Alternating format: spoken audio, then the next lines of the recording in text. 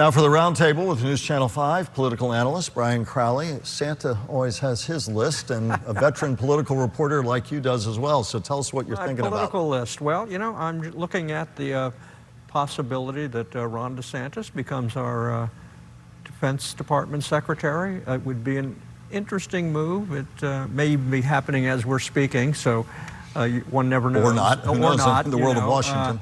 But the very idea that his name is being floated out there is interesting. Some people think it's the equivalent of Donald Trump flirting with Mitt Romney in 2016, and he considered Mitt Romney a great enemy, but he promoted the idea he might become Secretary of State, had a photo taken of them having dinner together, and it was all baloney because Trump just wanted to embarrass him. Ron DeSantis, of course, now two-term governor, ran all the publicity about his early failed bid against Donald Trump early in the year for the GOP nomination. Did serve in the Navy, the JAG Corps, served in Iraq. What would a Defense Department be like, hypothetically, if Ron DeSantis was Defense Secretary?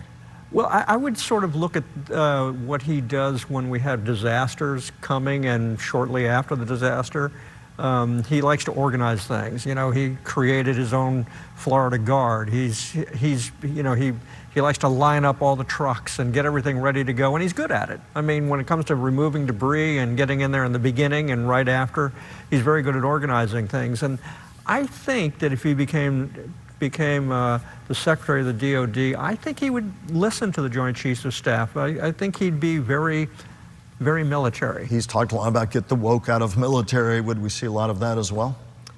Oh, probably. There'd at least be a lot of talk about it. I think that, you know, one of the things about Peter Hegseth, who has... The current nominee, who has talked a lot about removing women from the military, especially in combat roles. It's an interesting theory, but, you know, a lot of women fly those helicopters, fly those fighter planes, pilot those battleships. It's, you know, it's not DEI, it's, you know, it's getting people there to serve. And, you know, I'll note as an aside that not a single member of the Trump family has ever enlisted in the military. So if Peter thinks the best thing is people who enlist in the military, maybe he'll talk to Barron Trump about leaving college for a while to join the Marines. What else is on the Crowley Santa list? Well, it's interesting, too, that I did not think that Jimmy Petronas, the Chief Financial Officer, would leave his seat to run for Matt Gaetz. North Florida Congressional. I mean, he's from North Florida. His family owns Captain Anderson's, one of the most well-known restaurants on the Panhandle.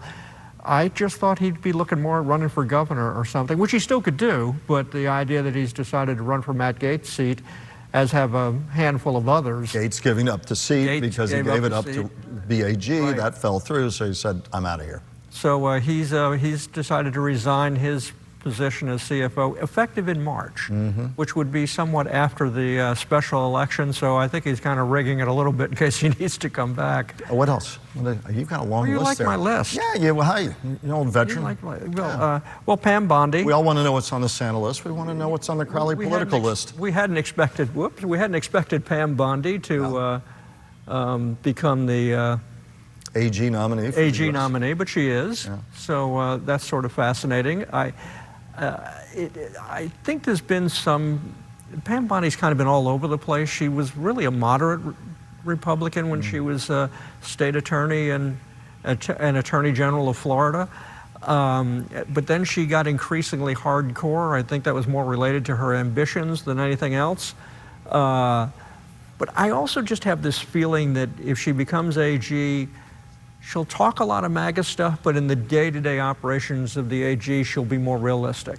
A lot of Florida faces. We've talked about this before. Talk about it some more. You've got so many Florida faces. You've got Pam Bondi. You've got Governor Ron DeSantis. We'll see what happens. Secretary of State nominee Marco Rubio, of course. The list goes on and on and on. Mike Walls, National Security Advisor. Some say if the Hegseth nomination falls through, Walls from St. John's, congressman, could end up moving over to be DOD. So, and the list goes on. We're only scratching part of the surface here. It's going to be very interesting, the musical chairs. And, of course, going back to Marco Rubio, who will be appointed. I think the governor's now saying early next year he'll announce the replacement. That's going to be interesting. Yeah, it's going Talk about that.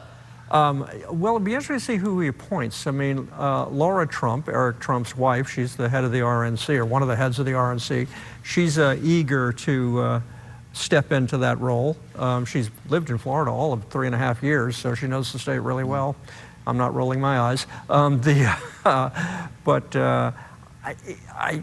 don't know whether or not there's sort of an unspoken quid pro quo there where it could be, I'll give you DOD in exchange for Laura Trump replacing Marco Rubio. There's been some hinting that that's possible, what's going on. But I don't think Ron DeSantis would do that.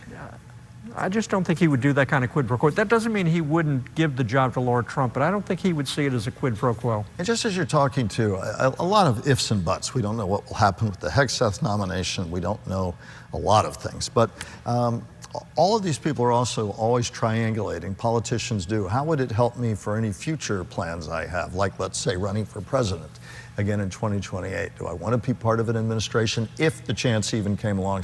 So it's that triangulation is always interesting. That's where guys like you always used to get some of your best interviews. Who's thinking what? How are they playing chess about where they go? I think that if I were looking at Donald Trump in his first administration, and I was having the chance to be appointed to this administration, and I had political ambitions, you know, an awful lot of his people disappeared fairly quickly. Jeff Sessions, who was Attorney General, comes to mind. When he wasn't doing exactly what Donald Trump wanted, he not only got rid of him, but he trashed him and did all he could to destroy Jeff Sessions afterwards. And few people have been more loyal to Donald Trump than Jeff Sessions. So I think some of these folks that have future political ambitions may need to think very carefully whether or not they want to get caught in that web. Final thoughts here before we head on to break. Well, I think one of the things we also need to watch is Marco Rubio. I think he's going to be very, very important as Secretary of State. I think his interest in South America and Latin America and all of those kinds of issues, he's been very effective on the Foreign Relations Committee.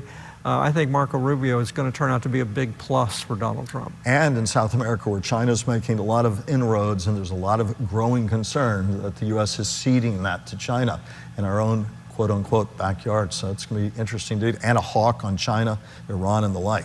And his nomination, we've not heard anything but that's going to sail through. Yeah, it seems like it's just going to go right through. I don't think there's any issues there, but you never know. All right, get back to the North Pole. I know you'll be building even more of a list for next week, my friend. And as always, we'll have your closing thoughts.